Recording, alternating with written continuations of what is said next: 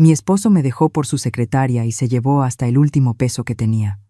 Vendí mi anillo de bodas para comprar un boleto de autobús. En la central, cuando vi a un hombre temblando por el frío, le di mis últimos 200 pesos para que pudiera comer algo caliente. 3 días después, una limusina se detuvo frente al albergue donde estaba durmiendo, y el chofer dijo mi nombre. Me alegra que estés aquí. Sigue mi historia hasta el final y comenta desde qué ciudad estás mirando para que pueda ver hasta dónde ha llegado mi historia.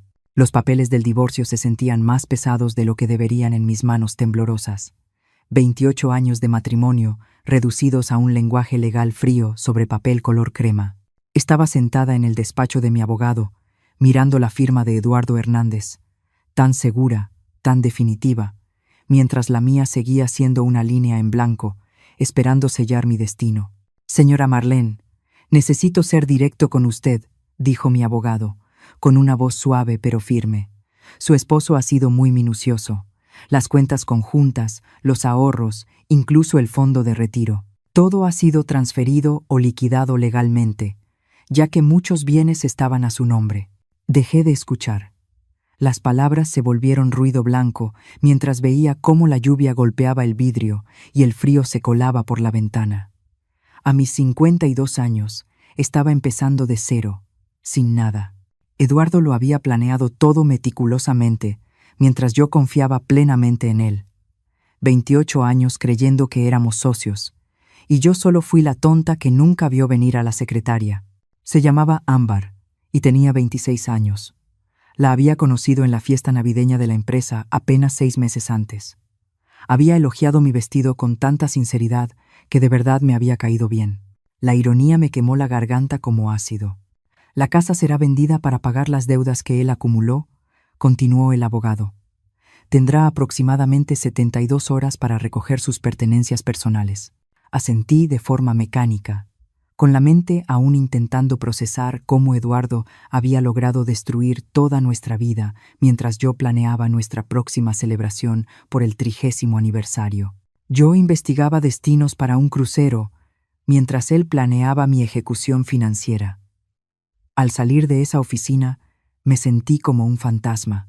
La gente pasaba por la banqueta, bajo la lluvia y el aire frío, viviendo sus vidas normales, mientras la mía se derrumbaba a mi alrededor. Mi teléfono vibró con un mensaje de mi hermana. Lucía, ¿cómo te fue? Llámame. No podía llamarla. Todavía no. Lucía me había advertido sobre el comportamiento reciente de Eduardo, sus noches largas en la oficina, su repentino interés por hacer ejercicio y comprar ropa nueva. Yo lo había defendido. La había llamado paranoica. La vergüenza de haber estado tan equivocada se sentía peor que la traición misma. Las siguientes 72 horas pasaron como un torbellino de cajas, maletas y la cruda realidad de mi situación. Amigos que yo creía cercanos de pronto dejaron de estar disponibles. Al parecer, en los pueblos pequeños, las noticias corren rápido, y ser la esposa abandonada de un empresario respetado me convirtió en una paria social. De la noche a la mañana, Eduardo pasó el último día para recoger algunas cosas. De algún modo se veía más joven, vestido con ropa que nunca le había visto. Ropa cara que seguramente Ámbar había elegido. Marlene, tienes que entender, empezó. Le levanté la mano. No, Eduardo. No tengo que entender nada.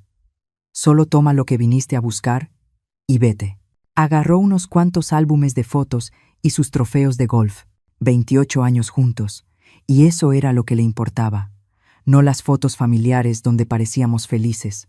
No el álbum de bodas que yo había atesorado. Solo sus trofeos de golf. Vas a estar bien, dijo mientras se dirigía a la puerta. Eres más fuerte de lo que crees. Casi me reí por lo absurdo. Había destruido mi vida de forma sistemática y todavía tuvo el descaro de darme un discurso de ánimo. No respondí. No le daría la satisfacción de verme quebrar. Después de que se fue, me senté en nuestra sala vacía, mi sala vacía, y por fin me permití llorar. Sollozos profundos, desgarradores, que venían de un lugar que no sabía que existía. Lloré no solo por mi matrimonio, sino por la mujer que yo había sido, la mujer confiada que creía en los finales felices. Tenía exactamente 50,000 pesos a mi nombre, el anillo de bodas en mi dedo Era lo único de valor que me quedaba. Era un anillo hermoso, de 2 quilates, con un engaste antiguo que había pertenecido a la abuela de Eduardo. La ironía no se me escapaba. Lo único valioso que poseía era el símbolo del amor que me había destruido. El dueño de la casa de empeño apenas levantó la vista cuando entré. ¿En qué puedo ayudarla? Me quité el anillo del dedo por última vez. Dejó una marca pálida en la piel, como una cicatriz. Necesito vender esto. Lo examinó con su lupa de joyero, girándolo de un lado a otro. Bonita pieza, engaste antiguo. Puedo darle 16,000 pesos. 16,000 pesos por 28 años creyendo que era amada. Sonaba justo. Lo tomo, dije. Con el dinero del anillo y mis ahorros, compré un boleto sencillo de autobús rumbo a Monterrey. Nunca había estado allí, pero me pareció lo suficientemente lejos de la vida que se había derrumbado a mi alrededor, lejos de los susurros y las miradas de lástima. La central camionera estaba casi vacía cuando llegué esa tarde. Una lluvia fría y persistente había comenzado, de esas que calan los huesos y vuelven gris el mundo. Apreté mi única maleta y mi bolso, todo lo que poseía reducido a lo que podía cargar. Fue entonces cuando lo vi. Un hombre mayor estaba sentado en una banca cerca de las máquinas expendedoras, con un abrigo delgado que ofrecía poca protección contra el frío. Debía tener más de 70 años, con el cabello plateado y unos ojos amables, pero perdidos. Sus manos temblaban. No supe si por el frío o por la edad. Mientras revisaba sus bolsillos, pensé que debía ocuparme de lo mío. Después de comprar el boleto y una botellita de agua, me quedaban exactamente 200 pesos con 73 centavos, dinero que tenía que durarme hasta saber qué haría en Monterrey. Pero al verlo tiritar con ese abrigo insuficiente, no pude alejarme. «Disculpe», dije, acercándome despacio. «¿Se encuentra bien?» Levantó la vista con sorpresa, como si no estuviera acostumbrado a que los extraños le hablaran. «Sí, estoy bien. Solo espero mi autobús». No estaba bien. Se le notaba en la postura, en el cansancio de sus hombros. Era una postura que reconocía, porque yo misma la había llevado durante días. «Hace mucho frío esta noche», dije, sentándome a su lado. «¿Ya comió algo?» Negó ligeramente con la cabeza. «Creo que extravié mi cartera, pero mi camión sale en unas horas. Estaré bien». La forma en que lo dijo, esa dignidad silenciosa mezclada con una necesidad evidente, me recordó a mi padre. Él también era orgulloso, de los que preferían pasar hambre antes que pedir ayuda. Metí la mano en mi bolso y saqué mi último billete. El papel se sentía frágil entre mis dedos, marcando la diferencia entre tener algo y no tener nada. «Por favor», le dije tendiéndoselo, «hay una fonda aquí cerca, cómase algo caliente». Sus ojos se abrieron. No podría. «Usted es muy amable, pero, por favor», repetí. Me haría sentir mejor saber que está abrigado y que comió algo. Me miró largo rato y vi algo cambiar en su expresión. Tal vez sorpresa. Tal vez el reconocimiento silencioso de un alma tendiéndole la mano a otra en medio de la oscuridad. «Gracias», dijo en voz baja, aceptando el dinero. «No tiene idea de lo que esto significa para mí». Mientras se alejaba bajo la lluvia fría, sentí algo que no había sentido en semanas. Paz. No felicidad. Seguía rota, perdida y aterrada por lo que vendría. Pero por un momento, había podido ayudar a alguien más, y eso fue suficiente. Mi autobús llegó 1 hora después y no volví a ver al anciano. Cuando salimos de la central, apoyé el rostro en la ventana y vi cómo la ciudad desaparecía entre la lluvia. Me iba sin nada, rumbo a un futuro incierto. Pero, de algún modo, ese acto de bondad me había devuelto algo que había perdido entre los restos de mi matrimonio, con la esperanza de que aún quedara bondad en el mundo, incluso cuando todo lo demás se había venido abajo. No tenía idea de que esos $10 cambiarían todo. Monterrey en enero no perdona. El frío se metía a través de mi abrigo delgado como si tuviera dientes, y el viento arrastraba la lluvia helada que me golpeaba el rostro cuando bajé del autobús. Había imaginado ese momento de otra manera, tal vez sintiéndome liberada, lista para empezar de nuevo. En lugar de eso, me sentí como una niña perdida en una ciudad que parecía decidida a tragarme por completo. La central camionera estaba más caliente que las calles, pero no podía quedarme ahí para siempre. Con 73 centavos en el bolsillo y sin un lugar a dónde ir, hice algo que jamás pensé que tendría que hacer. Pregunté cómo llegar al albergue para personas sin hogar más cercano. A unas 8 cuadras hacia el norte, me dijo la mujer del módulo de información, con una voz profesional pero no cruel, pero quizá quiera apurarse. Cierran el ingreso a las 9 de la noche. 8 cuadras. En circunstancias normales habría sido una caminata agradable, pero cargando todo lo que poseía en una sola maleta, con la lluvia cayendo sin parar y la temperatura bajando, esas 8 cuadras se sintieron como un maratón. La misión de la ciudad estaba en una esquina que había visto tiempos mejores. El edificio era sólido, pero gastado, con una luz amarilla escapando por las ventanas que prometía calor. Un letrero pequeño junto a la puerta decía: «Todos son bienvenidos». Esas 3 palabras casi me hicieron llorar.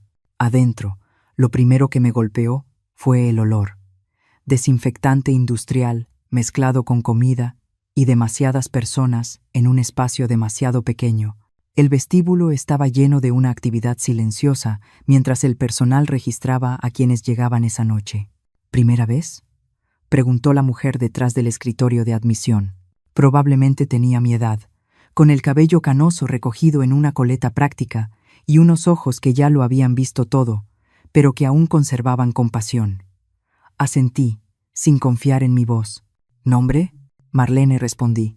Me entregó un portapapeles con formularios. «Llénelos. Le asignaremos una cama y una comida.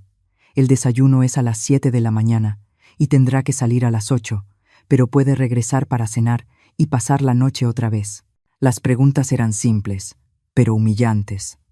Contacto de emergencia. Lo dejé en blanco. Dirección anterior. Escribí la casa que ya no era mía, motivo de la falta de vivienda. Me quedé mirando esa línea durante mucho tiempo antes de escribir. Simplemente, divorcio. El dormitorio era una sala grande llena de catres, cada uno representando el punto más bajo de la vida de alguien. Mujeres de todas las edades. Algunas más jóvenes de lo que habría sido mi hija si Eduardo y yo hubiéramos tenido hijos. Otras lo bastante mayores como para ser mi madre, cada una cargando su propia historia de cómo había llegado hasta ahí.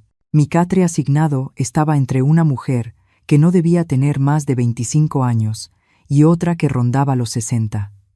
La joven, Sara, tenía ojos amables y se presentó mientras me ayudaba a acomodar la sábana.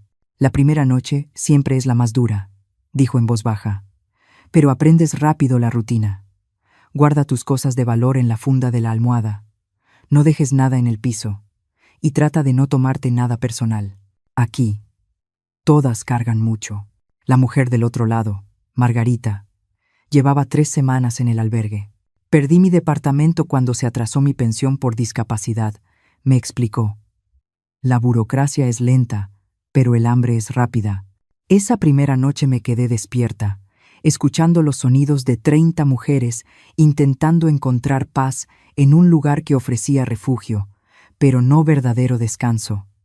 Algunas lloraban en silencio. Otras roncaban, unas cuantas susurraban oraciones en la oscuridad. Pensé en el anciano de la central camionera, deseando que hubiera encontrado un lugar cálido donde dormir. La mañana siguiente llegó demasiado pronto. El desayuno de las 7 fue avena, pan tostado y un café lo bastante fuerte como para despertar a los muertos. Me senté con Sara y Margarita, aprendiendo las reglas no escritas de la vida en el albergue. ¿A dónde ir durante el día cuando no tienes un trabajo al cual reportarte? ¿Qué bibliotecas permanecen abiertas más tiempo? ¿Qué iglesias ofrecen comida gratis? ¿Tienes algún oficio?, preguntó Margarita. Buscar trabajo es difícil cuando no tienes dirección, pero algunos lugares lo entienden. Casi me reí. 28 años como ama de casa, participando como voluntaria en eventos benéficos y administrando un hogar. ¿En qué se traducía eso en el mundo real? No estoy segura, admití.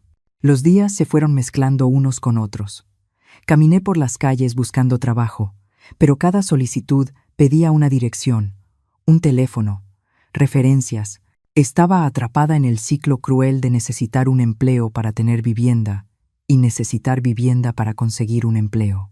Mis 73 centavos desaparecieron rápido y dependí por completo de las comidas del albergue y de cualquier alimento gratuito que pudiera encontrar. Las otras mujeres se convirtieron en mi familia inesperada. Sara ahorraba para estudiar enfermería mientras trabajaba en un local de comida rápida donde le pagaban en efectivo. Margarita había sido maestra antes de que una enfermedad crónica descarrilara su vida. Todas tenían sueños aplazados, pero no destruidos. En mi tercera noche, estaba acomodándome en mi catre cuando se armó un alboroto cerca del escritorio de recepción. A través de la puerta del dormitorio vi luces parpadeando afuera, rojas y azules, como de patrullas. El corazón se me aceleró. ¿Había pasado algo? ¿Estábamos en problemas? Entonces escuché a una de las trabajadoras llamar mi nombre. «¿Marlene? ¿Hay una Marlene aquí?» Sara me dio un codazo. «Eres tú, ¿no?»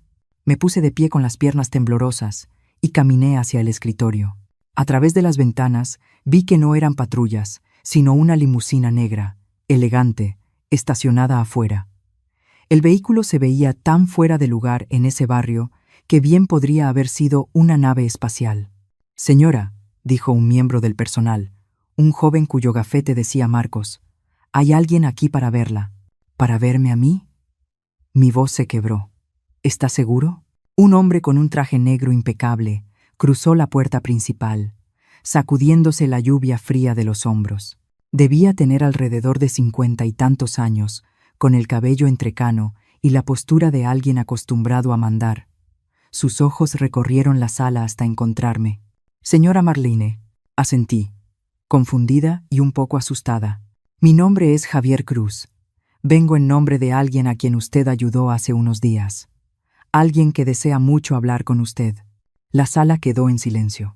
Todas las personas del vestíbulo nos observaban, atrapadas por la escena imposible de una mujer con ropa de albergue siendo llamada por un hombre que claramente pertenecía a un mundo completamente distinto.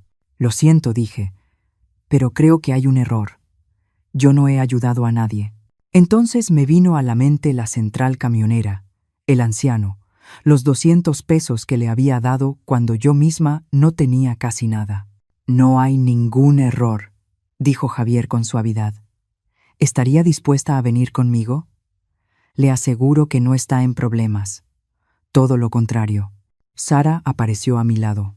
«No tiene que ir a ningún lado con nadie», dijo de forma protectora. «¿Quiere que llame a la policía?» Miré el rostro de Javier, tratando de leer sus intenciones. Había algo sincero en su expresión, algo que me recordó a la dignidad silenciosa del anciano. «Es por el señor de la central de autobuses, ¿verdad?», pregunté. Javier sonrió, la primera sonrisa genuina que veía en lo que me parecían años. «Sí, señora. El señor Guillermo Hartwell ha estado muy ansioso por encontrarla. Hay algo que desea hablar con usted». Guillermo Hartwell. Así que ese era su nombre. Miré alrededor del albergue, a las mujeres que se habían convertido en mi familia temporal, a la vida que estaba construyendo con retazos y determinación. «¿Me traerá de regreso?», pregunté. «Si eso es lo que usted desea», respondió Javier. «Pero creo que querrá escuchar primero lo que el señor Hartwell tiene que decir». Margarita se acercó arrastrando los pies y me apretó la mano. «Cariño, a veces los ángeles vienen en paquetes inesperados. Tal vez sea momento de ver de qué se trata». Reuní mis pocas pertenencias. No me tomó mucho tiempo y seguí a Javier hacia la noche fría y lluviosa. La limusina estaba cálida y lujosa, más de lo que había experimentado jamás. Asientos de piel, luz suave y música clásica sonando en voz baja desde bocinas ocultas. Mientras nos alejábamos del albergue, lo vi desaparecer por la ventana trasera. 3 días antes había cruzado esas puertas rota y desesperada. Ahora viajaba en una limusina rumbo a un futuro desconocido. Todo porque había dado mis últimos 200 pesos a un desconocido que se veía hambriento y con frío. Fuera lo que fuera que me esperara, sabía que mi vida estaba a punto de cambiar otra vez. Solo le pedí a Dios que esta vez fuera para bien. La limusina avanzó por los barrios exclusivos de San Pedro Garza García, pasando junto a casas que brillaban con luces cálidas y prosperidad. Apoyé el rostro en el vidrio polarizado, observando un mundo al que alguna vez había pertenecido y que ahora sentía como si lo mirara desde afuera, como una turista. ¿A dónde vamos?, pregunté, apenas en un susurro. A la casa del señor Hartwell, respondió Javier. Está muy ansioso por verla de nuevo. 20 minutos después, entramos por unos enormes portones de hierro que se abrieron en silencio a nuestro paso.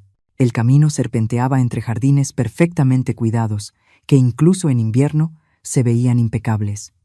Cuando la casa apareció ante mis ojos, solté un jadeo. No era solo grande, era magnífica. Una mansión de piedra que parecía sacada del campo inglés, con ventanales altos que brillaban en dorado contra el cielo nocturno. Esto no era dinero nuevo tratando de impresionar. Era riqueza antigua que no necesitaba demostrar nada. «Señora Marlene», dijo Javier, cuando nos detuvimos frente a la entrada principal. «Antes de entrar, quiero que sepa que el señor Hartwell es un hombre muy reservado. Lo que ocurrió en la central de autobuses significó para él más de lo que usted puede imaginar».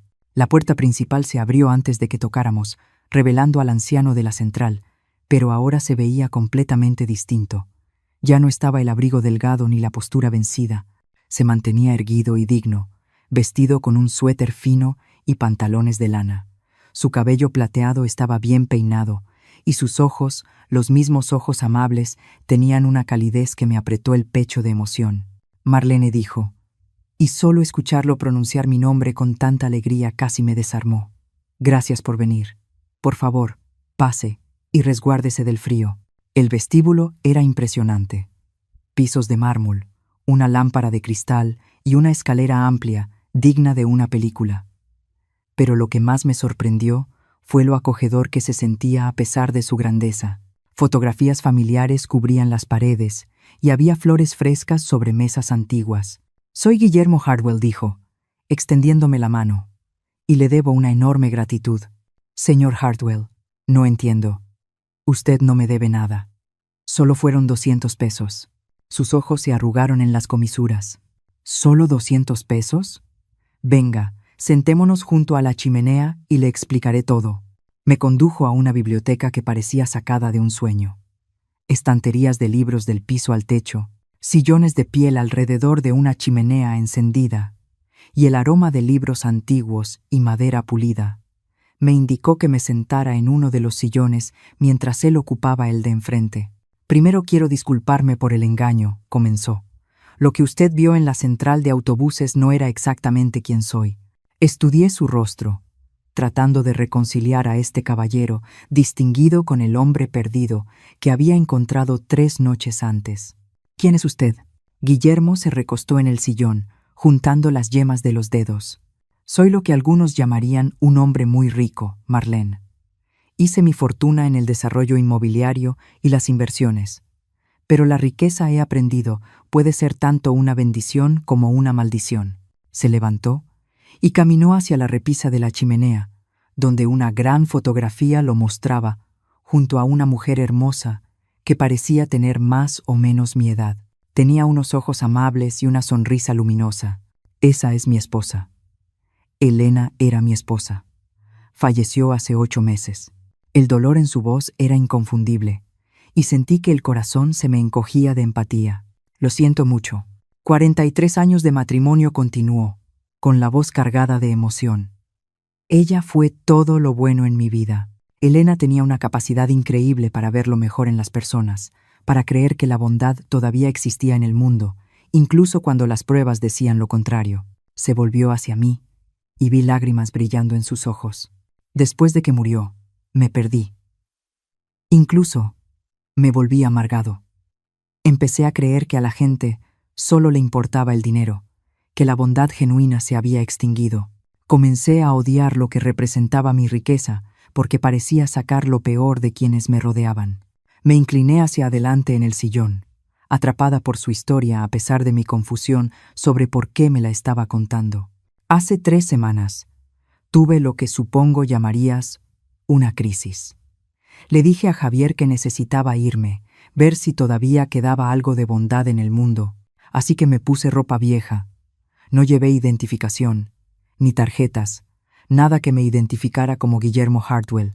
Quería ver cómo me trataría la gente cuando no tuviera nada que ofrecer. Sentí que se me cortaba la respiración cuando empecé a comprender.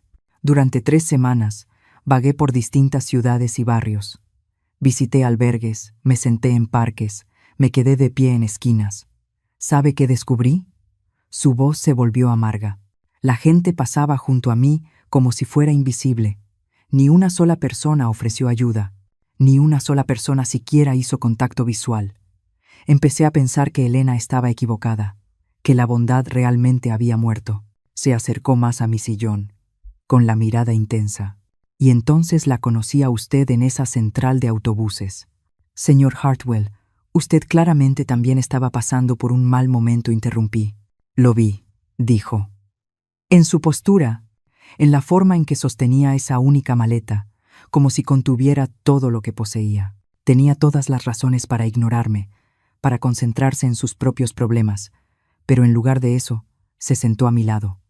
Me habló como si yo fuera un ser humano digno de cuidado. Recordé ese momento, la manera vencida en que él se sostenía. Me recordó a mi padre, continuó. Él también era orgulloso, demasiado orgulloso para pedir ayuda incluso cuando la necesitaba. Los ojos de Guillermo se suavizaron, y luego me dio sus últimos 200 pesos. Javier confirmó después que, tras darme ese dinero, a usted le quedaban exactamente 73 centavos. Literalmente me dio todo lo que tenía. La habitación quedó en silencio, salvo por el crepitar del fuego. Me sentí abrumada, incapaz de procesar lo que me estaba diciendo. ¿Pero por qué?, pregunté al fin. ¿Por qué fue tan importante para usted? Guillermo volvió a su sillón y se inclinó hacia adelante, con sinceridad. Porque en ese momento, usted demostró que Elena tenía razón. Demostró que la bondad no está muerta, que todavía hay personas en este mundo que ayudan a un desconocido simplemente porque es lo correcto. Salvó algo más que mi fe en la humanidad, Marlene. Literalmente me salvó la vida. No entiendo. Su voz bajó hasta quedar apenas por encima de un susurro. Estaba planeando terminar con todo. Esa noche en la central de autobuses iba a ser mi última prueba. Si nadie me mostraba bondad, si nadie demostraba que aún existían personas buenas, yo iba a... Hizo una pausa. Ya no importa, porque usted sí me mostró bondad. Me dio esperanza. El peso de sus palabras me golpeó como un golpe físico. Mi simple acto de compasión había salvado la vida de un hombre. Empecé a llorar. No lágrimas suaves, sino sollozos profundos y desbordados. «Oh, querida», dijo Guillermo, arrodillándose junto a mi sillón. No quise angustiarla. «No entiende», logré decir entre sollozos. Estas últimas semanas me he sentido tan inútil, tan sin valor.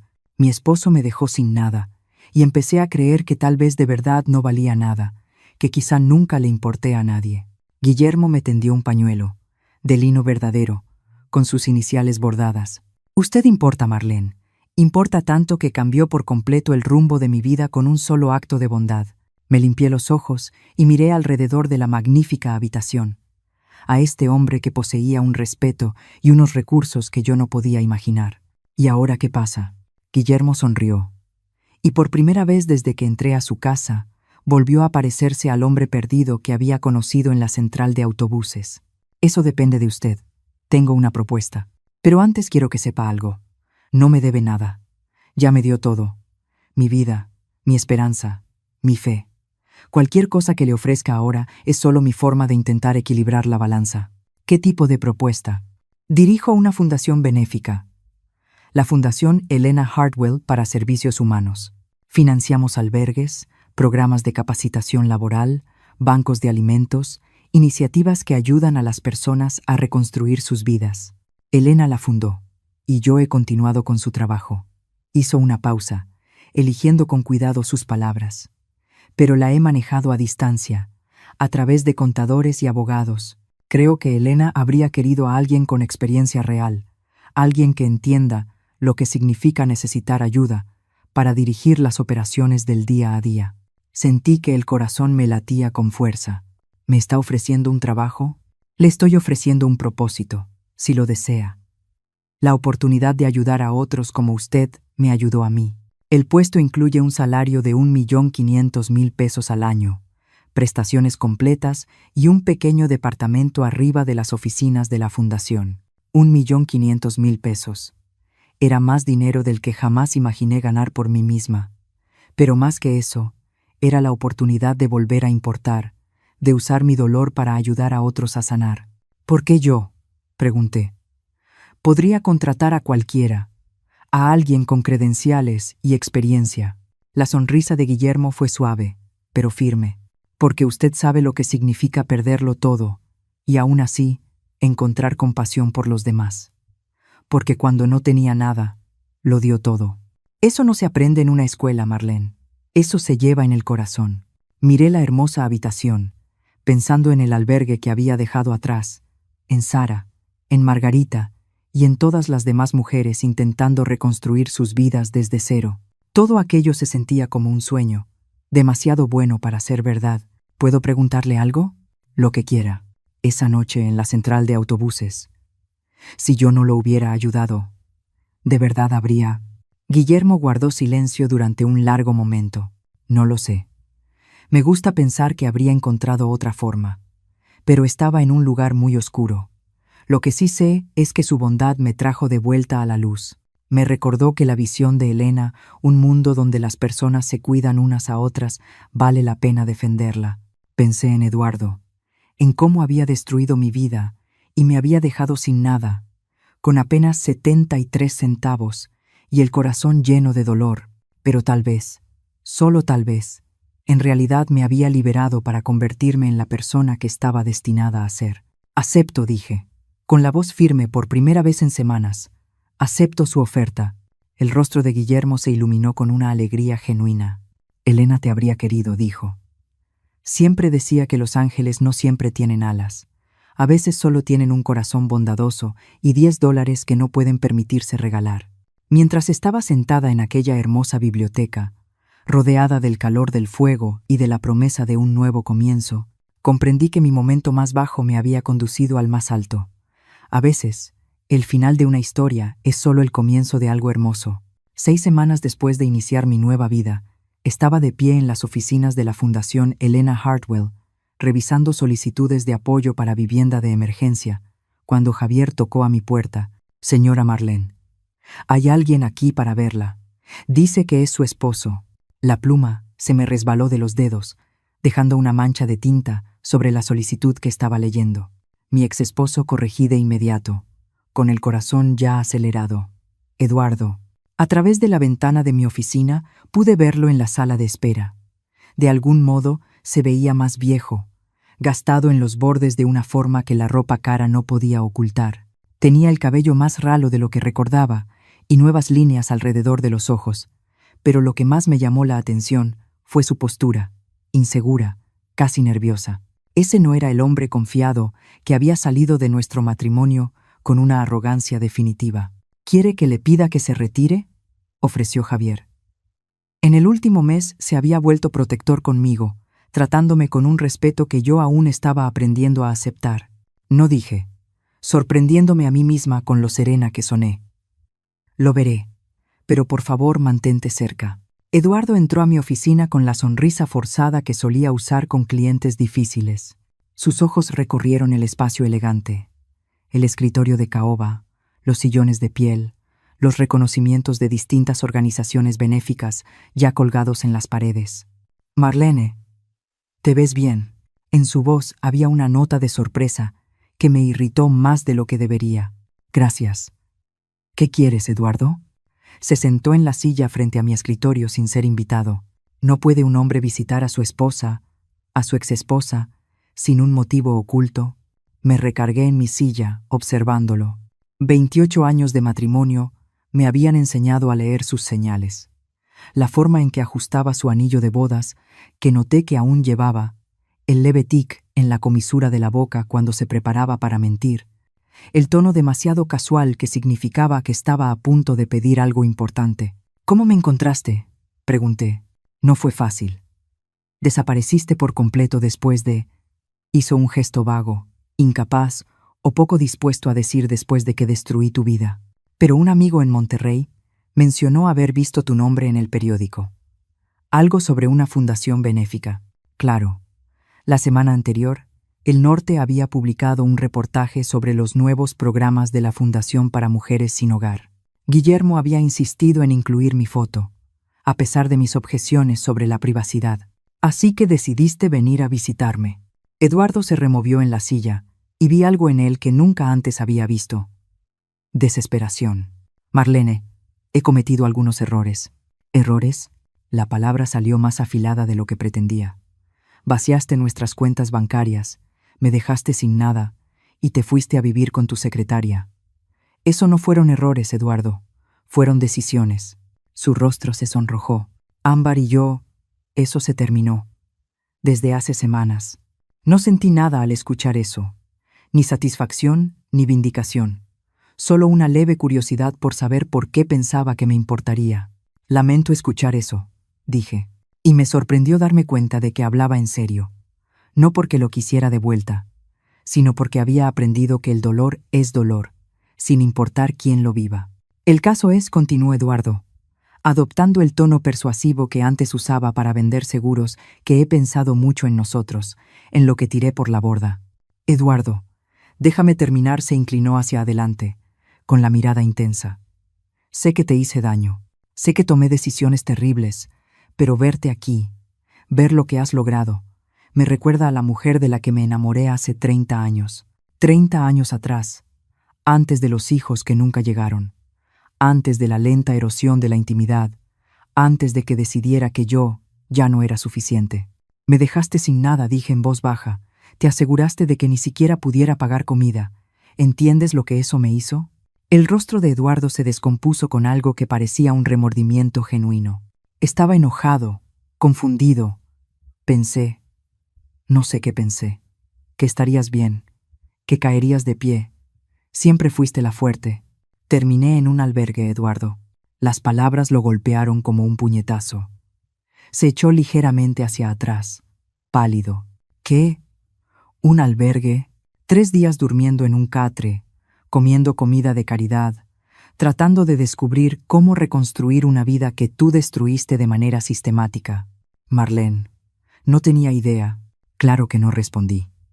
Estabas demasiado ocupado jugando a la casita con Ámbar como para preocuparte por lo que le pasara a la mujer con la que estuviste casado durante 28 años. Eduardo permaneció en silencio durante un largo momento, mirando sus manos. Cuando levantó la vista, tenía lágrimas en los ojos. Quiero arreglarlo. No puedes. Puedo intentarlo. Metió la mano en su saco y sacó un documento doblado. Hice que mi abogado preparara esto. Es un acuerdo financiero. Más que justo. Te da la mitad de todo lo que me queda. No toqué los papeles. ¿Qué quieres decir con todo lo que te queda? La risa de Eduardo fue amarga. Resulta que las mujeres de 26 años salen caras. Ámbar tenía gustos muy particulares. El auto deportivo, el departamento de lujo, las compras, todo sumó rápido.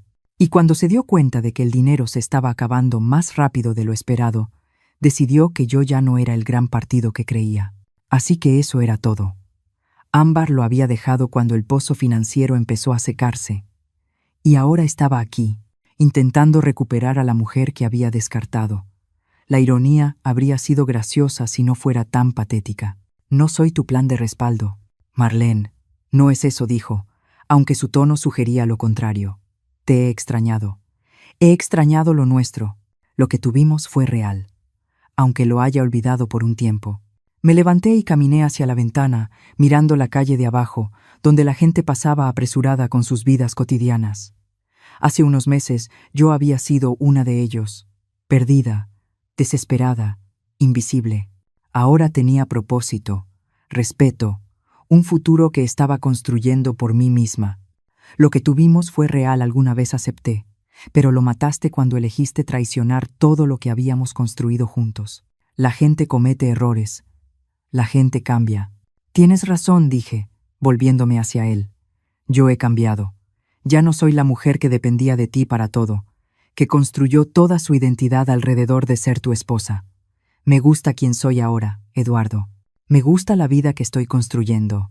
Eduardo también se puso de pie, acercándose. Pero imagina lo que podríamos construir juntos. Aquí eres claramente exitosa. Esta fundación, este puesto, Y yo aún tengo recursos, contactos. Podríamos ser un equipo otra vez. Un equipo. Como si alguna vez hubiéramos sido realmente socios y no él la estrella y yo la actriz de reparto. Noto que todavía llevas tu anillo de bodas, observé. Eduardo bajó la mirada a su mano, como si le sorprendiera ver la banda dorada ahí. Nunca me lo quité. Incluso con Ámbar, una parte de mí siempre supo que había cometido un error. Pero no viniste a buscarme hasta ahora. Hasta que Ámbar te dejó, y el dinero empezó a acabarse. Su rostro se tensó. Eso no es. Es exactamente eso. Volví a mi escritorio, colocando la sólida madera entre nosotros. No me extrañaste, Eduardo. Extrañaste la comodidad de tener a alguien que aguantara todo, que te hiciera la vida más fácil sin pedir mucho a cambio. Eso no es justo. Me senté, sintiéndome de pronto cansada. Durante 28 años acomodé mi vida a tu carrera, tus pasatiempos, tus amigos, tu familia.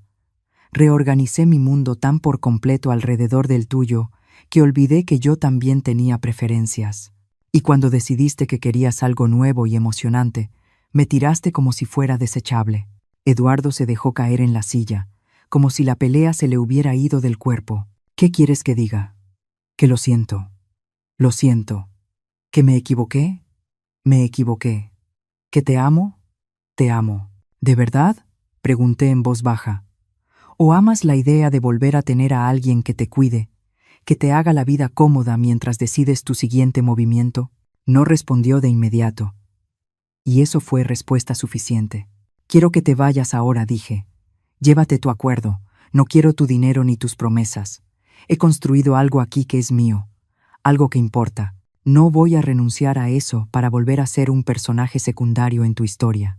Eduardo se levantó despacio, con el rostro mezclando dolor y enojo. Entonces, ¿eso es todo? 30 años juntos y vas a tirarlo todo a la basura. Tú lo tiraste cuando elegiste a Ámbar por encima de nuestro matrimonio. Yo solo me niego a recoger los pedazos por ti. Se dirigió a la puerta y luego se detuvo. ¿Sabes cuál es tu problema, Marlene? Te has vuelto amarga. La mujer con la que me casé me habría perdonado. Sus palabras estaban hechas para herirme, para hacerme dudar. Hace unos meses habrían funcionado, pero ya había aprendido demasiado sobre mi propia fortaleza como para dejarme manipular por su decepción. Tienes razón, dije con calma. La mujer con la que te casaste te habría perdonado, te habría aceptado de vuelta y habría pasado el resto de su vida preguntándose cuándo la abandonarías otra vez. Pero yo ya no soy esa mujer, y estoy agradecida por ello. Eduardo se fue sin decir otra palabra, llevándose sus papeles y sus promesas vacías. Cuando la puerta se cerró, me senté en el silencio de mi oficina, esperando sentir algo: tristeza, arrepentimiento, duda. Pero lo único que sentí fue alivio. Mi teléfono vibró con un mensaje de Guillermo. ¿Cenamos esta noche? Tengo algunas ideas para ampliar el programa de capacitación laboral. Sonreí mientras respondía. Ahí estaré. Esta era mi vida ahora. Trabajo con sentido, respeto genuino, un futuro que yo misma estaba creando. Eduardo me había hecho un favor al mostrarme lo que había perdido, pero, más importante aún, me había mostrado cuánto había ganado. 3 días después de la visita de Eduardo, estaba trabajando hasta tarde en la fundación, cuando Javier apareció en la puerta con expresión preocupada. Señora Marlene, su ex esposo ha vuelto. Insiste mucho en verla y parece alterado. A través de la ventana de mi oficina pude ver a Eduardo caminando de un lado a otro en la sala de espera. Incluso a la distancia, su angustia era evidente. Tenía el cabello revuelto, el traje caro arrugado, y sus movimientos tenían la rigidez de alguien impulsado únicamente por la desesperación. Está bien, Javier. Déjalo pasar, pero por favor quédate cerca. Eduardo irrumpió en mi oficina antes de que Javier pudiera anunciarlo correctamente. Tenía el rostro enrojecido y los ojos desorbitados. Este no era el hombre sereno, algo arrepentido, que me había visitado a principios de la semana. Era alguien al borde del colapso. Tenemos que hablar, dijo sin preámbulos, con la voz alterada. Puedes sentarte, respondí con calma, señalando la silla frente a mi escritorio, pero se quedó de pie, con las manos apretadas a los costados. Tienes que aceptarme de vuelta, Marlene. Te lo suplico. La desesperación desnuda en su voz debería haberme conmovido. Antes lo habría hecho, pero había aprendido a ver más allá de sus manipulaciones emocionales, a notar los cálculos que había debajo. Eduardo, estás claramente alterado. Tal vez deberías irte a casa. No tengo casa. Las palabras le estallaron. Ayer embargaron la casa. La casa, Marlene, nuestra casa. Sentí una leve punzada de tristeza por el hogar donde habíamos construido nuestra vida juntos. Pero era distante, como llorar algo que había pertenecido a otras personas, en otra vida. Lamento escuchar eso, dije, y hablaba en serio. Pero no entiendo qué esperas que haga yo al respecto.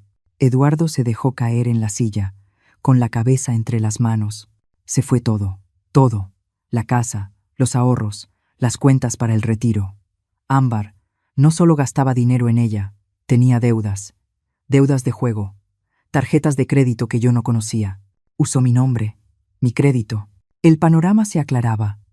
Eduardo no solo había estado manteniendo a una amante joven y de gustos caros, sin saberlo, había estado financiando sus adicciones. ¿Cuándo te enteraste?, pregunté.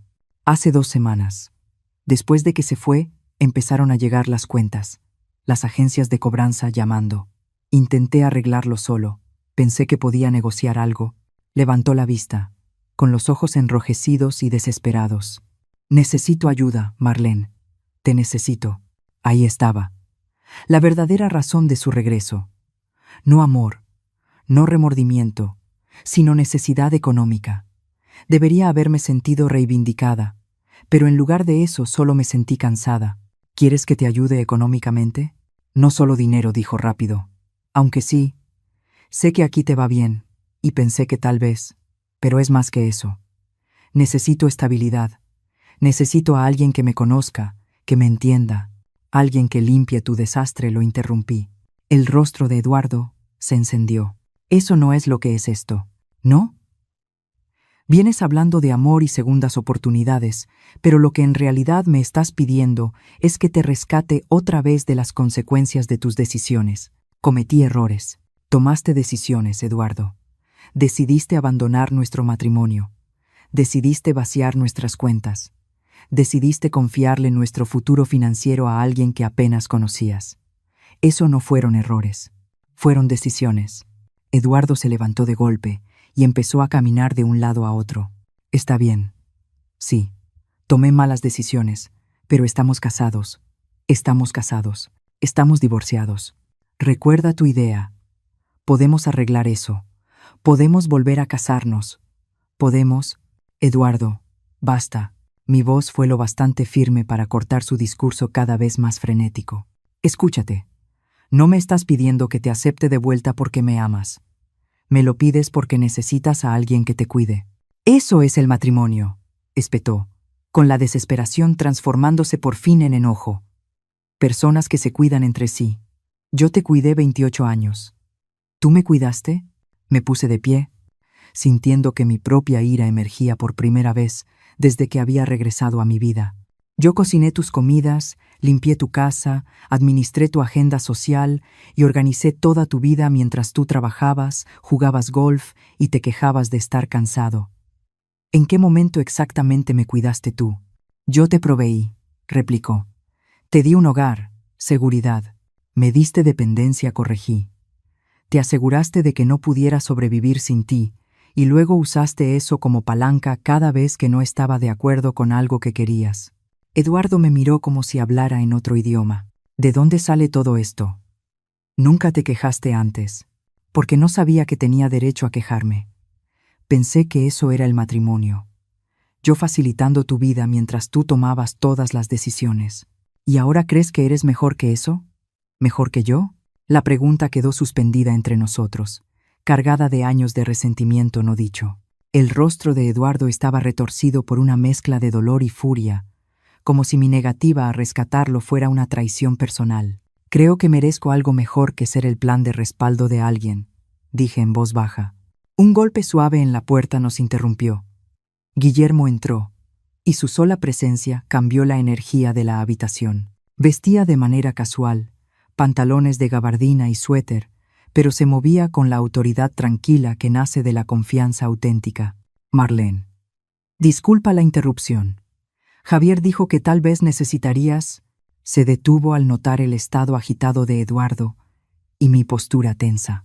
¿Todo está bien? Eduardo se enderezó, activando sus viejos instintos de vendedor de seguros pese a su estado emocional.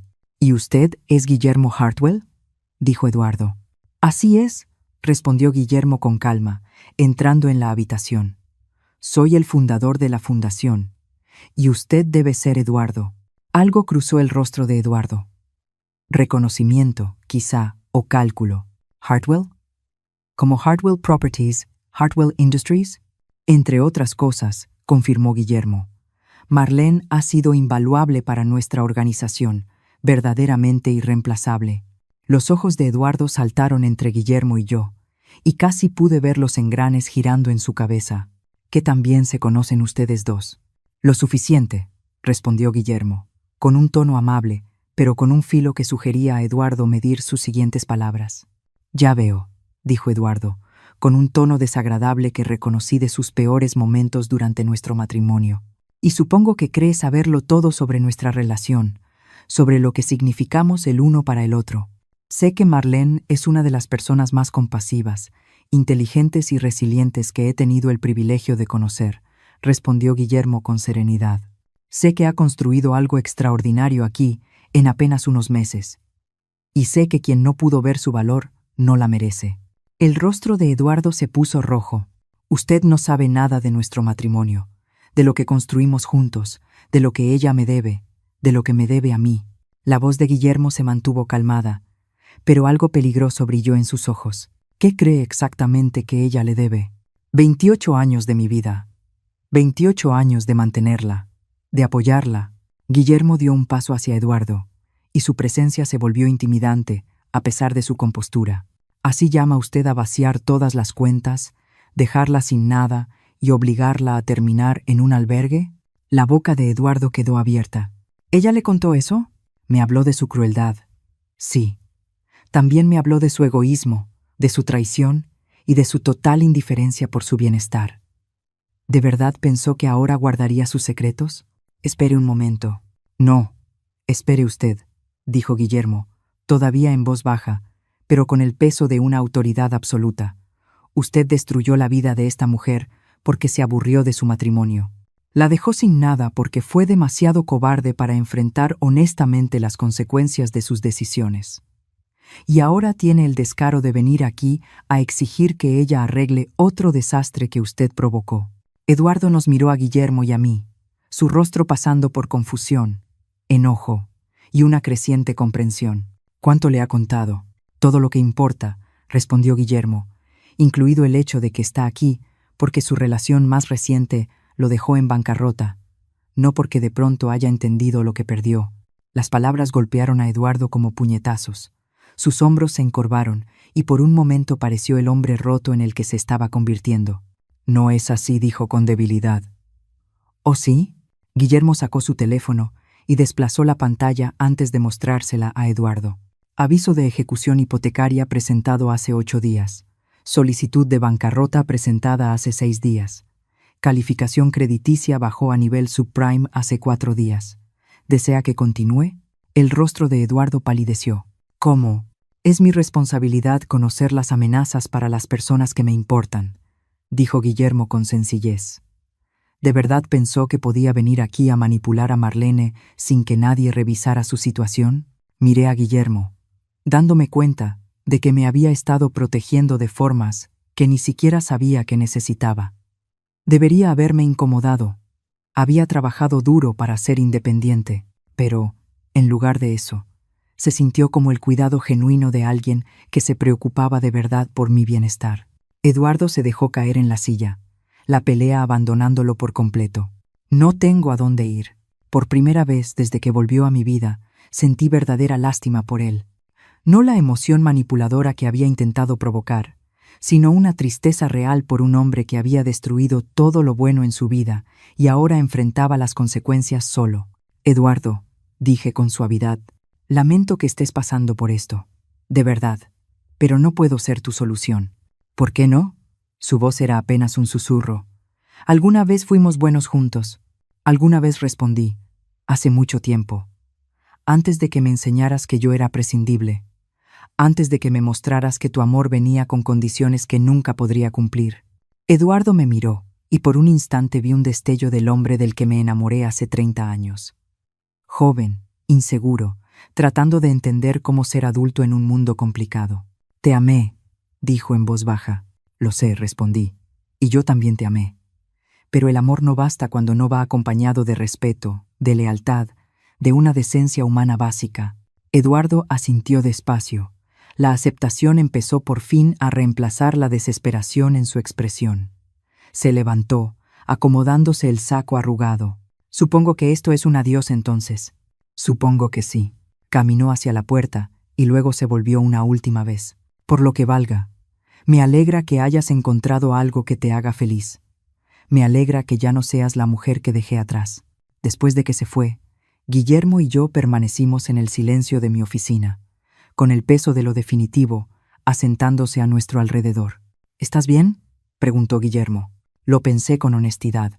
«Sí», dije, sorprendida de lo verdadero que se sentía. «Creo que de verdad lo estoy». Un año después, estaba de pie en el salón principal de la Fundación Helena Hartwell durante nuestra cena benéfica anual, observando a 300 invitados conversar bajo candelabros de cristal y pujar por los artículos de la subasta silenciosa. El evento había recaudado 4 millones de pesos para nuestros programas. Pero, más importante aún, había reunido a personas que realmente se preocupaban por marcar una diferencia.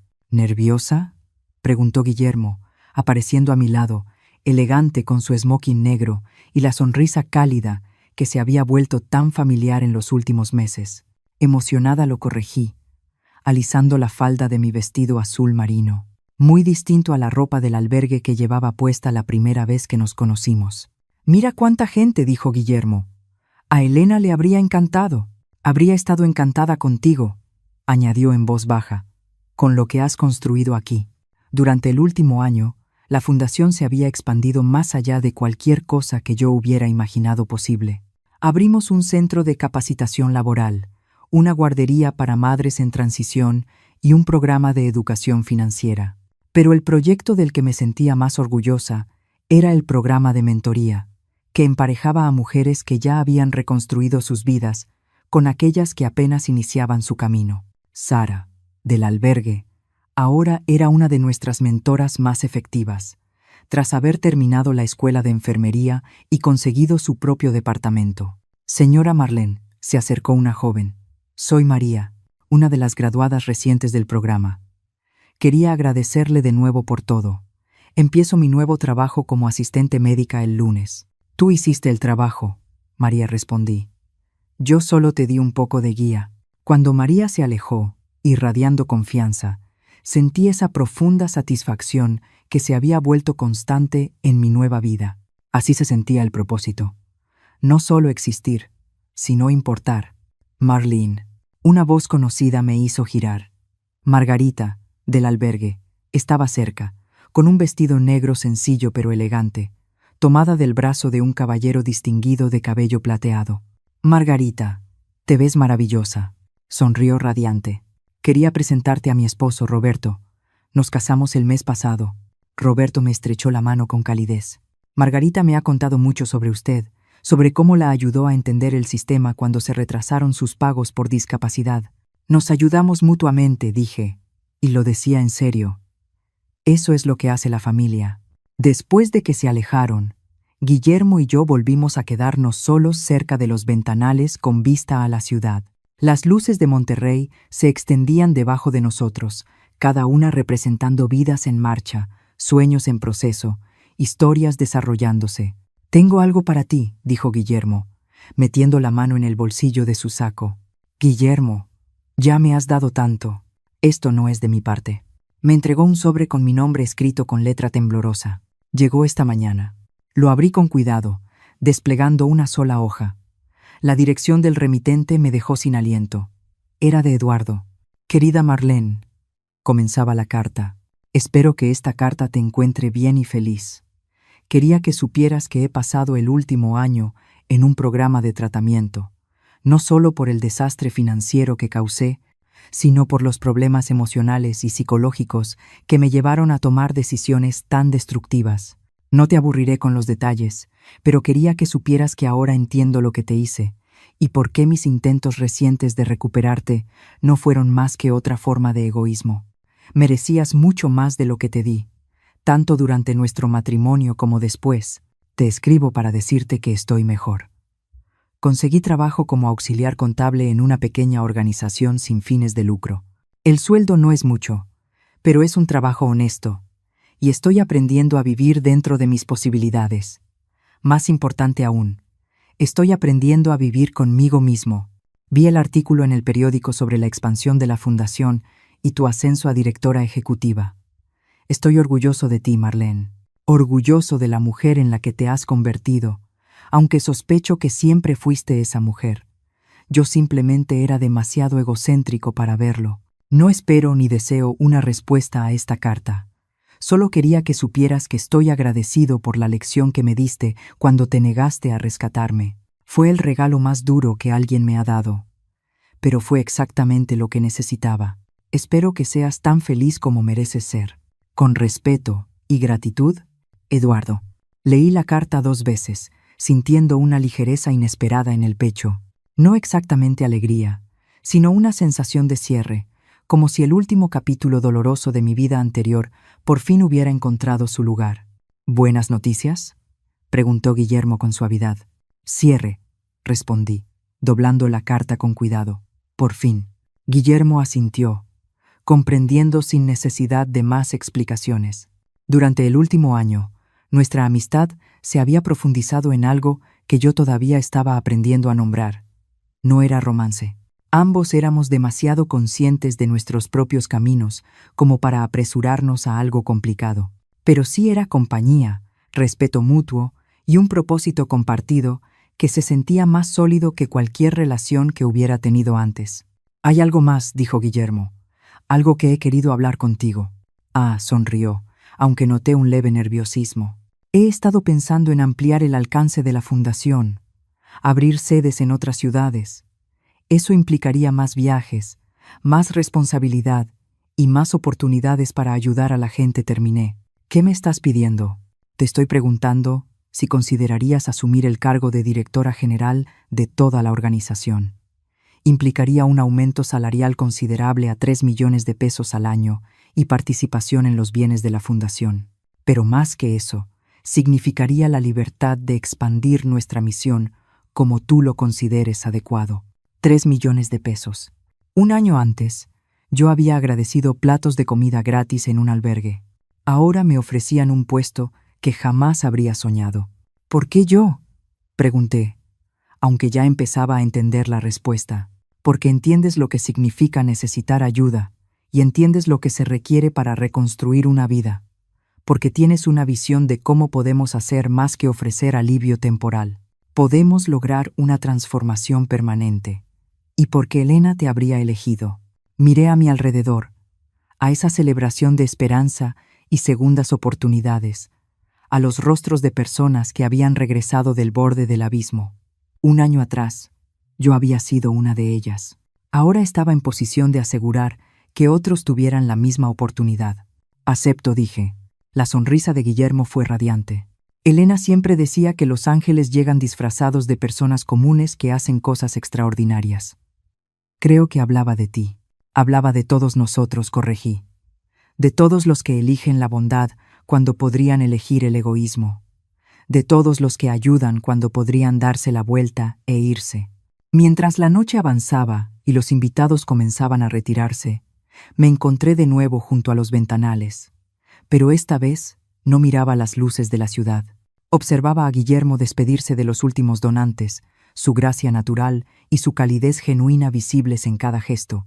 ¿Un peso por tus pensamientos?, dijo al volver conmigo. Estaba pensando en centrales de autobuses, respondí. En cómo, a veces, el peor momento de tu vida te lleva directo al mejor. Entonces, ¿sin arrepentimientos? Consideré la pregunta con seriedad. Un año atrás, había perdido todo lo que creía importante. Mi matrimonio, mi hogar, mi seguridad financiera, mi identidad, pero al perderlo, encontré algo mucho más valioso. Mi propia fortaleza, mi capacidad de independencia, mi habilidad de importar en el mundo bajo mis propios términos. Sin arrepentimientos, dije con firmeza. Ni por el divorcio, ni por el albergue, ni siquiera por haberte dado mis últimos 200 pesos. Especialmente por eso. Guillermo rió. Los mejores 200 pesos que he recibido. Los mejores 200 pesos que yo he gastado. Mientras nos preparábamos para irnos, eché un último vistazo a las oficinas de la fundación.